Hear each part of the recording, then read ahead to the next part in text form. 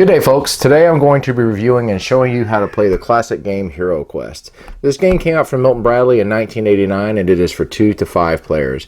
Now the object of the game depends on who you are. If you are playing as one of the 4 heroes, you are going to try to complete a quest that is in the quest book. If you are playing the role of Zargon, who is the narrator of the game, he is going to be placing objects in the room as they are revealed, and he is going to try to stop the heroes from completing the quest. So, let's show you Heroquest. Okay, everybody, we got a lot of components to talk about today in this game, so we'll go ahead and get started. First, we're going to start with your game board. Now, the game board is fairly basic looking. What you've got are a bunch of rooms here, and then you have some corridors over here as well. Now, the board is empty right now, but as the game progresses, different items are going to be getting placed in the room by Zargon, which I'll talk about here in a minute. Things that are going to be in the room can be furniture, can be monsters, can be treasures, can be traps, a whole lot of different things. There are the heroes that are going to be in the game. Now, there can be up to 4 players that can play as the heroes, and then 1 person can play as Zargon. But if there's only 2 players in the game, then the second player can pick as many heroes as he would like to use, and he would just simply alternate between the heroes. What you have is a barbarian, a wizard, a dwarf, and an elf. Now, they all have their little cards over here, and the card gives some different information. One is attack dice. If he is attacking a creature, he's going to roll this many dice. If he's defending himself against a creature, he'll roll this many dice. This is how many hit points he has. If he gets hit 8 times, he's going to be out of the game. And this is whenever a spell gets hit on him, these points are going to help him break certain spells. Now, the wizard and the elf have a unique ability to throw spells, and here they are. You got air spells, water spells, earth spells, and fire spells. And there's different types of spells here that you can throw. Here's an example. Here's one that says, this spell may be cast on 1 hero. Its powerful burst enables that hero to roll twice as many red dice on his turn. There's a genie, there's a tempest. A lot of these you're going to be throwing on creatures. Here's one that you can use on yourself. This one will put a creature to sleep. So there's a whole bunch of these. Now, the way it works is the elf will get 1 set of these spells. So let's just say I gave the elf the earth spells, and then the wizard is going to get the rest of them. So then the wizard is going to go ahead and take these. The dwarf can disarm traps, and I'll talk about traps as well. Now, you'll be using this little character sheet to keep track of everything. This is your body points that you're going to be keeping track of, your quest completed, any gold coins you find or potions or other items. You can actually hold on to these things as you go on to the next quest. Okay, here are basically all of the parts that come in this game. As you can tell, there are a lot. What I'm going to do is I'm going to show you this, because we have all these in here and they look just like the pictures. Anyway, let's start with the furniture. You have a whole bunch of different types of furniture in here, and basically they serve 2 purposes. One, they're going to take up space in the rooms, but the second purpose is that some of these are going to be booby-trapped, and the quest book will tell you which ones they are. If a trap ends up getting sprung, it's going to cause damage to the hero. And now some of the traps are right over here. One is called a pit trap, and basically that means the hero will fall into a pit. There's a falling block trap. This basically means that rocks will fall on top of the hero. And another can be a chest furniture trap, and this can be different things like poisonous gas, a poison needle, exploding latch, and shooting darts, different types of things. You also have a spear trap, and this basically just means a spear will shoot out of the wall. Now, there are different ways that you can avoid this, and they all involve rolling this die over here. Now, you're also going to be using this die to attack and defend yourself against creatures. Right here, you have what is called your armoring. Now, if you end up completing a quest, and then you go on to the next quest, if you end up finding money in treasure chests or whatever, you can actually use that money to buy different weapons to bring with you to the next quest. So an example is a toolkit. If you spend 250 gold coins, you can give one of your characters a toolkit which will help them search and disarm traps. And here's one male, that's 850. It says this gives you 2 extra combat dice in defense. A lot of different things here. Right here we have all of the creatures that are going to come in the base game, and Zargon is going to be able to use these to attack the heroes. Right here you also have a closed door and an open door, and these are going to be placed on the rooms, and I'll talk about how that works. But here are your creatures. You've got an orc here, you have a skeleton, you have a zombie, you've got a mummy, you've got a goblin here, you've got what's called a femur, you have a chaos warrior, You've got your gargoyle. This is the Chaos Warlock. He's used for different things, and he's a bad dude. Now, each of these guys have abilities as well. Zargon is going to be using these creatures again to attack the heroes. So you're not going to be rolling the dice to move these guys, and simply you're going to be using what are called your movement squares. This basically tells you how many spaces that each of the creatures are going to move. This tells you how many dice they can roll when they're attacking, how many they roll when they're defending. Basically the same thing as far as the heroes go. Those are body points. A lot of them you only need to hit them one time. And these are your mind points here as well. This right here is the quest book. Now, the person that plays Zargon is going to have access to this. And essentially what the quest book is going to show you is where all the monsters and the furniture and the treasures are. And again, if you were looking inside of a room, Zargon would then place this piece of furniture, and these two monsters in the room. And he's going to be doing this throughout the game. Also in the quest book, it's going to kind of give you a little description of what the quest is, and it's also going to have some notes here. Perfect example, it says the weapons in this weapons raft are chick, rusted, nothing here that the heroes would want. That's a piece of furniture. Also, when it comes to looking at the treasure chests, there's a treasure chest here, there's a treasure chest here, and there's letters here.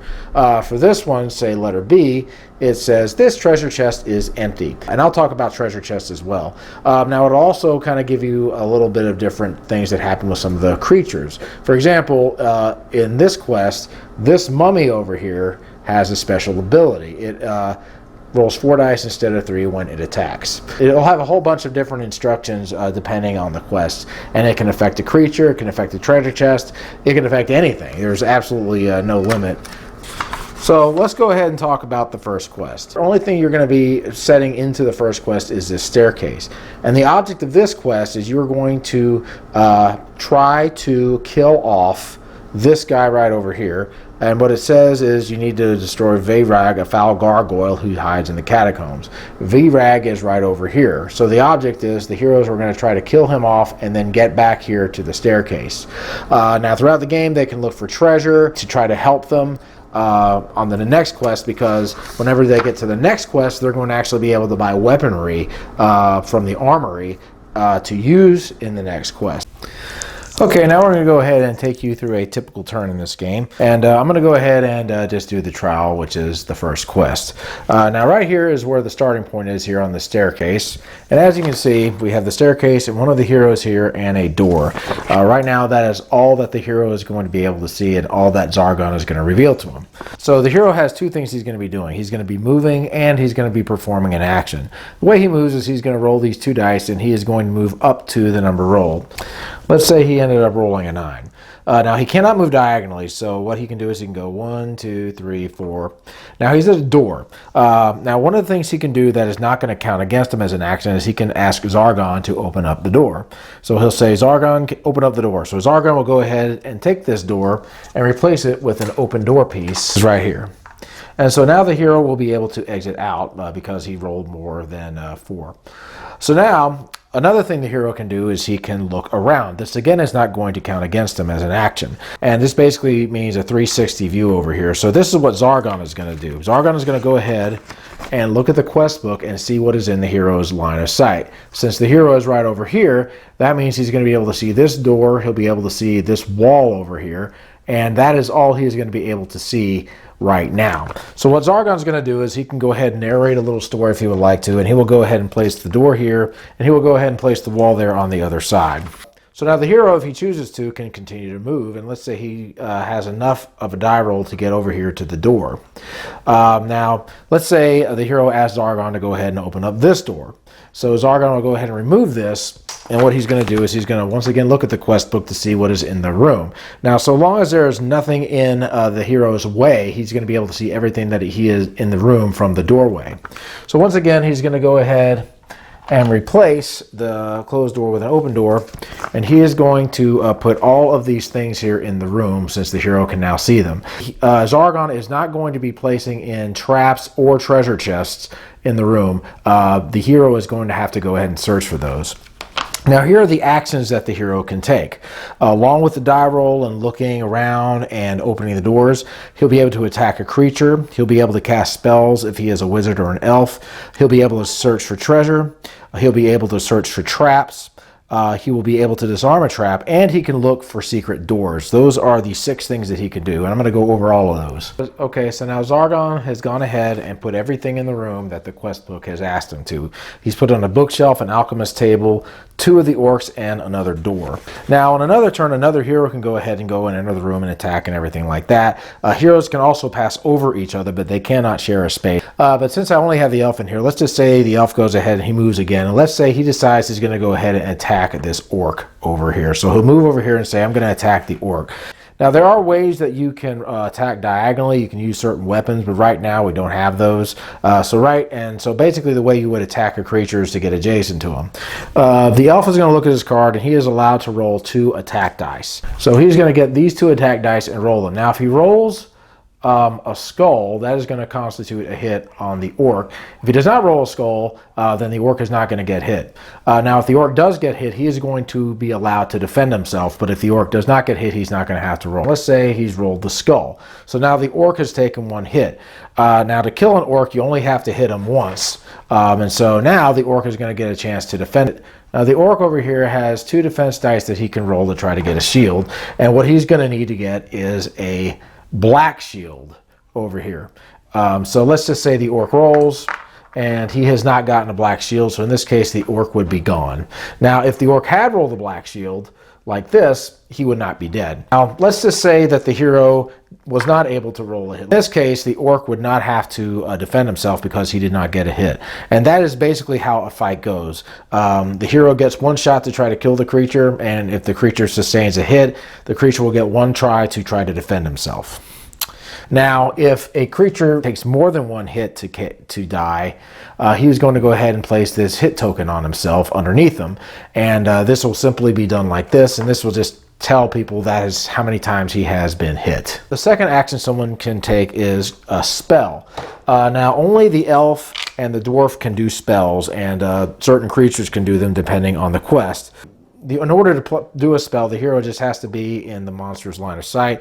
And again, he can do spells on himself or on a monster. So here's an example of a spell. This is Fire of Wrath. It says, this spell may be cast on any one monster. It will inflict 1 body point of damage unless the monster can immediately roll a 5 or a 6. So this would constitute a spell. So in this case, the monster would inflict 1 damage, and he would have to go ahead and try to roll a 5 or a 6. And if he cannot, the orc would die. The third thing that a hero can do is search for treasure.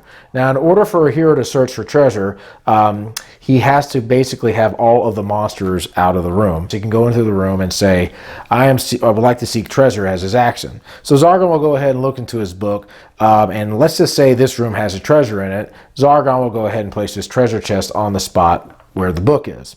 So on either his next turn or another hero can do this, he can walk up to the treasure chest and say, I would like to open up the treasure chest. So Zargon again will go ahead and look in his book to see what the treasure chest has. The treasure chest could be empty, and in this case he would have to draw a treasure card. Now the treasure cards can have a number of things in here. It can have a hazard, which basically can be a booby trap of some kind. There could be a gem. There could be some gold coins in there. There can also be what is called a wandering monster, which basically means a monster is going to hop out of here, land next to the hero, and then get a chance to attack him. So you don't want to get that. But there are a number of things that can be in the chest. Now, if you go to the treasure chest, there actually might be what is called an artifact in there. And once again, it depends on what the quest book says. But the artifacts have some pretty cool things here. It has a wizard staff, Boron's armor, wizard's cloak, and basically the wizard's going to wear this, a spell ring. There's a whole bunch of these different artifacts here, and I'll just show you one of them. It says, for the armor, this magical suit of plate mail allows the wearer to roll 4 combat dice in defense. The wizard's cloak. This magical cloak made of shimmery fabric is covered with runes. It can only be worn by the wizard, giving him 1 extra combat die. So these give special abilities. Now, another action that a hero can do is looking for secret doors. Let's just say I happen to be in this room over here, and once again, there are no monsters or anything. I can say, hey, is there a secret door in here, Zargon, for one of my actions? And Zargon could say, well, yes, there is, if the quest book says so, and he'll go ahead and put this here. So then the hero can go into the secret door and search for treasure and monsters, similar to what he can do in a pit and into another room. And once again, the quest book here will tell you what is in there, and the hero will either be rewarded or penalized depending on what is in the secret room. The hero can search for traps.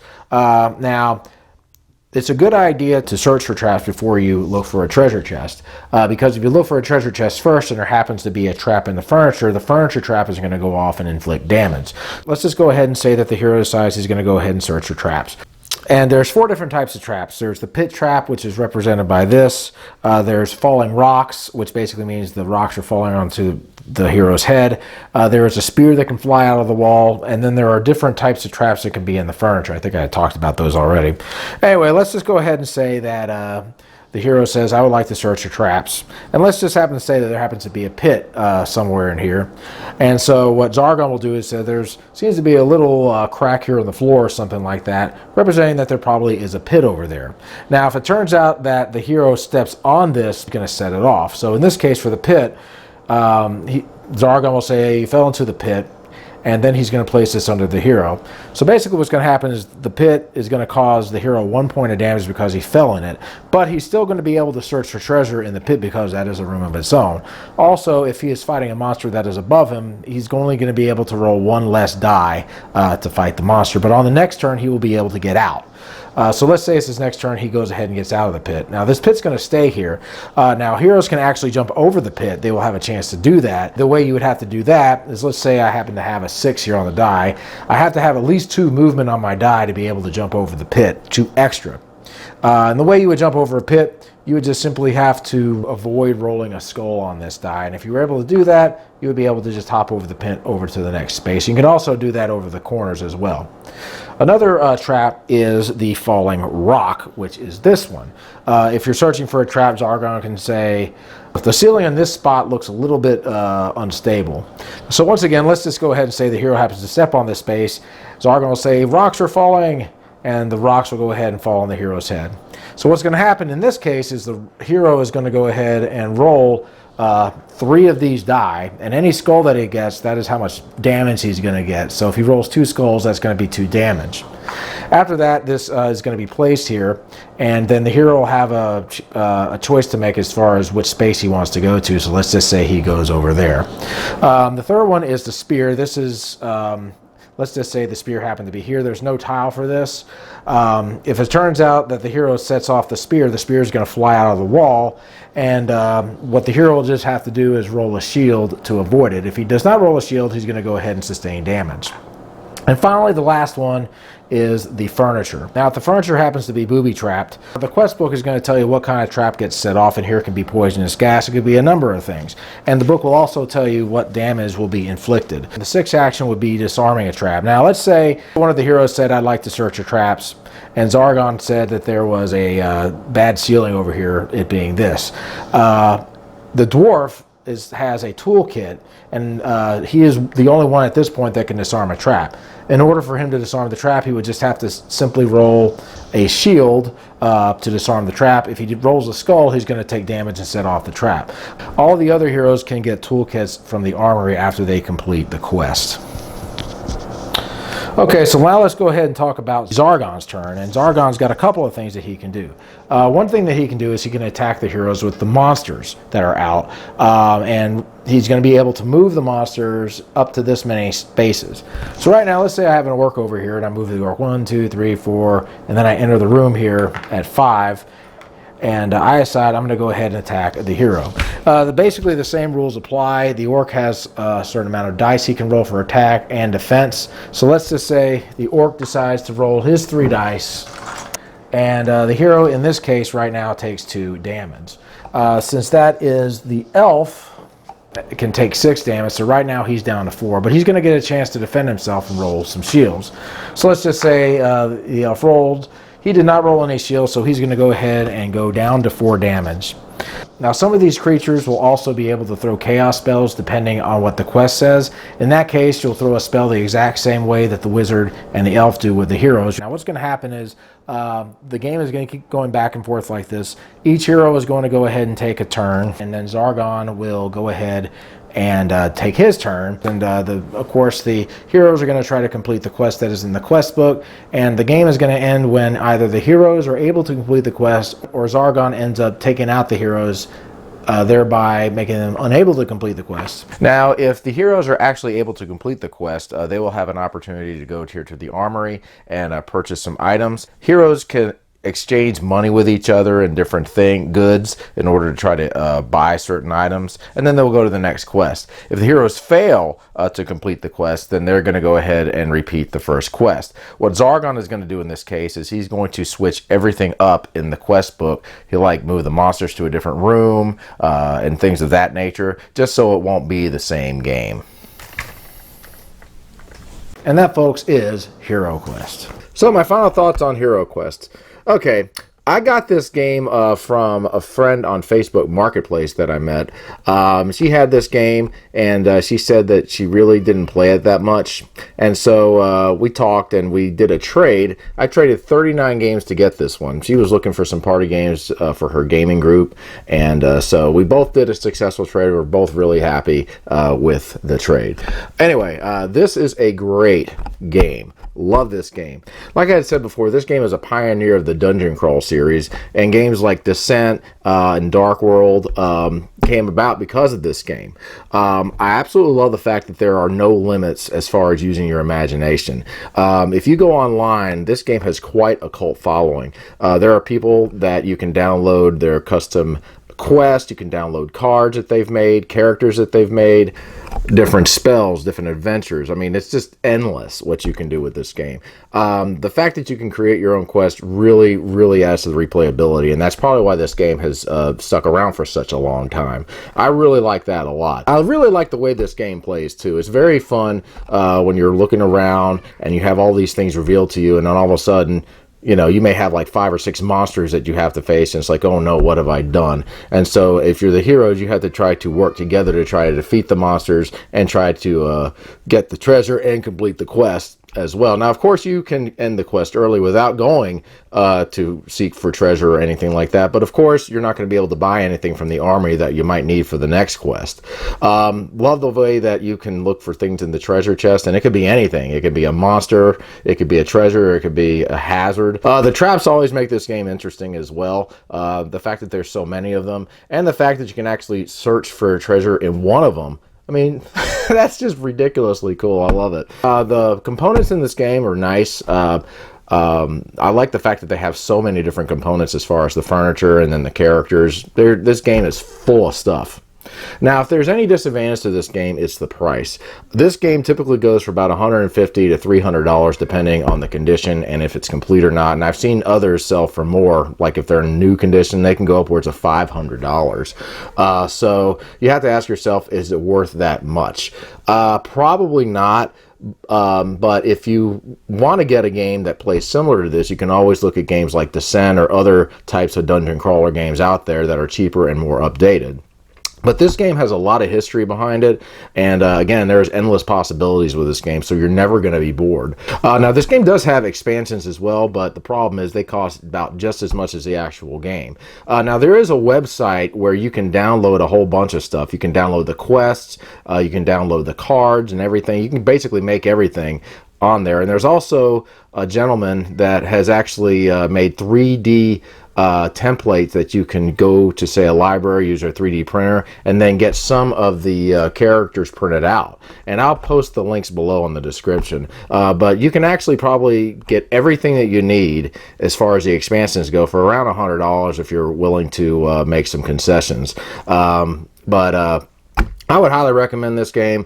Only thing is the price. If you're willing to shell out that much money for it, go for it. If you're not willing to shell out that much money, look at some other games that are dungeon crawler games that are cheaper and have good reviews. So guys, that's my review of Heroquest. I hope you all have a great day. Keep on gaming.